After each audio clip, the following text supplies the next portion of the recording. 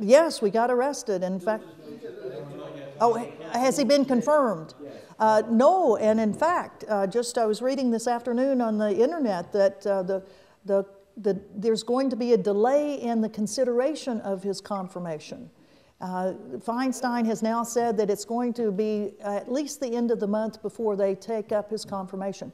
And these sort of protests do have an effect. I was arrested 3-4 years ago under the Bush, well, it'd be 5-6 years ago under the Bush administration, when another one of the architects of torture, the general counsel of the Department of Defense, Jim Haynes, who was the civilian chief lawyer for the Pentagon, who helped write the regulations that said enhanced interrogation to the point of organ failure is fine for us to use on people in Guantanamo.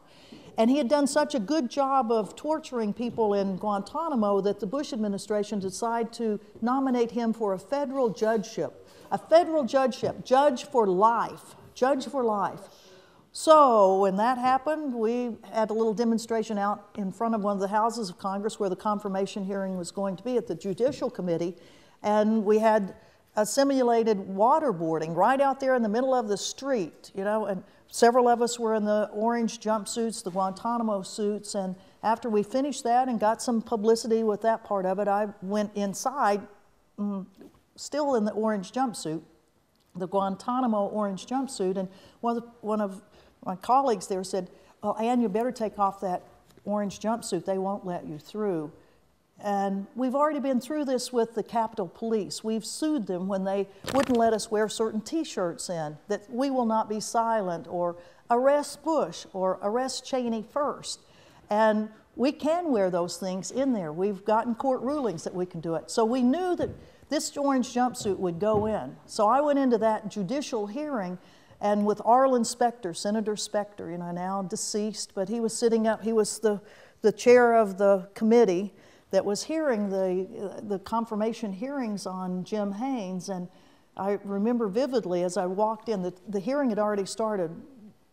Specter was speaking, and as I walked in, I kind of looked at him, and he looked back at me. We'd had several run-ins before on other issues, and I could see his eyes getting bigger and bigger, going, "Oh God, you know, here she comes again in the orange jumpsuit." But I waited respectfully until Jim Haynes started speaking and talking about what a wonderful job he had done as the chief lawyer of the Pentagon, protecting U.S. servicemen and women. And I just walked up right very close to him. It was amazing how close I could get, and said, again, you know, because you got to use what you have. And since I've been in the government for so long, it's good to say I'm a retired Army colonel. I'm a diplomat that resigned on the war in Iraq that you guys were wrong on. And this man in no way has protected U.S. military servicemen and women. He has ordered them to torture people, and they are jeopardizing their lives by doing this too. Well, I got hauled out, got arrested for that too, but guess what? Jim Haynes was never confirmed. He did not get that federal judgeship. And I don't think it was just me, but it's those sorts of things that we can do and that we have to keep doing. We have to keep all of these issues in front of our fellow citizens to try to encourage them, to mobilize them, to do things that they never thought they could do. We had just last week, we had 3 people who had never been to Washington before, but they had heard that there was going to be a protest about this guy and those assassin drones, and they just couldn't stand not being there. They had to drive to Washington to be a part of this. And we've gotten lots of calls from people afterwards saying, if you all do that again, I'm going to be there. So, you know, it's reaching out to people to give them hope that there are people that are challenging policies that may or may not directly affect you, but really affect humanity and the conscience of the world. And I'll just mention that a good buddy of mine right back here that I haven't seen in 2.5 years, Fikra, stand up. He and I were on the Gaza, stand up, yay! He and I were on the Gaza flotilla in 2010.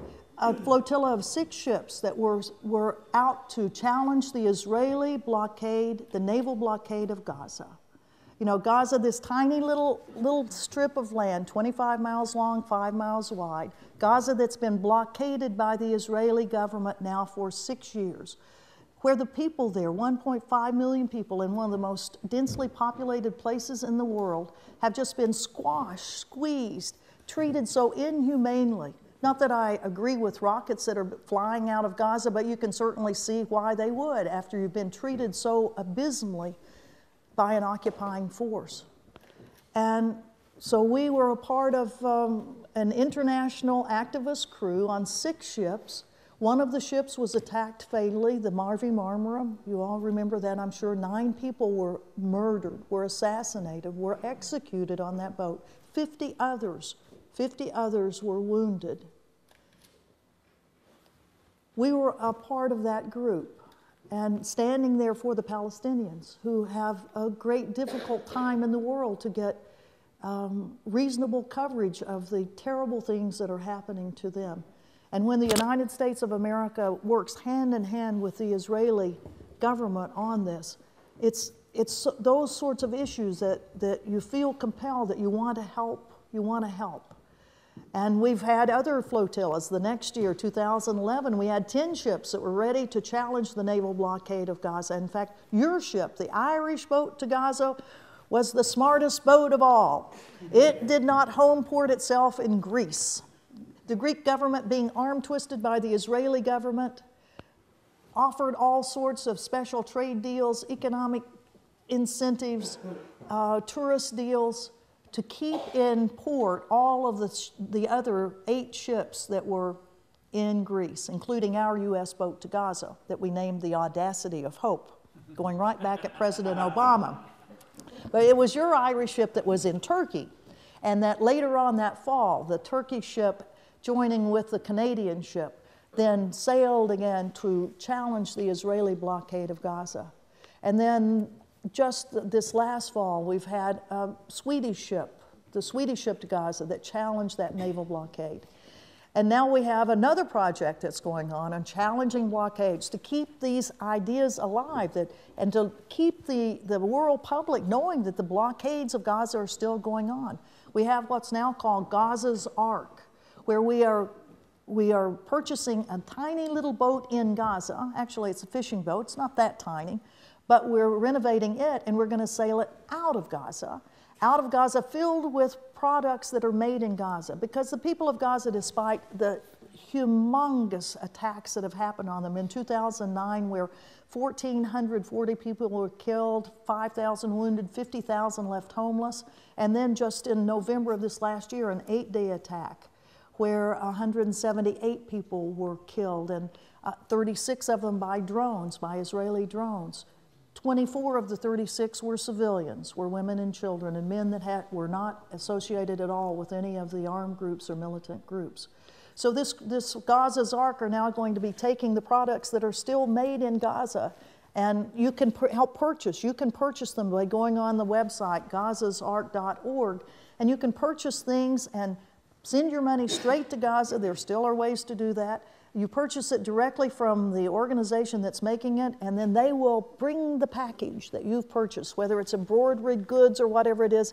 When we make the call, they'll bring it down to the boat, to Gaza's Ark, and we'll put it on the boat, and then we will sail it out with internationals on it and some very brave Palestinians to see if we can break the blockade from the inside out. Probably it won't work. Probably it will get stopped. And probably we will ask you all, as owners of that merchandise, to help us sue the Israeli government one more time. So these are some of the things that we can do to keep issues alive, to keep people interested, to help, to know that you too can do something on some of these things, whether it's to help the Palestinians in Gaza and the West Bank, whether it's to help the people in Pakistan and Afghanistan and Somalia and Yemen and Libya and Mali, who are going to be, if they haven't already been attacked by drones, that they will be. There's no doubt they will be. So these are things that we can help put pressure on our governments. So that's kind of a little run through of some of the things that we've been doing in the U.S. While you may not hear a lot about our movement, it's because the press is the key. And every now and then we have a lightning rod strike for justice, which we did last Thursday, and we get some publicity about it, of going after a person like John Brennan. But rest assured, there are millions and millions and millions of Americans that are heartsick about what our government is doing, heartsick about the savagery that we've wreaked upon the world, and that we're doing what we can to try to stop this administration from continuing what we've been doing. So don't give up hope on America. We're still in there scrambling with our government. And as we all know, it's not easy. When people are in power, they don't want to give up power, but it's our job as citizens to wrest it from them. Thank you.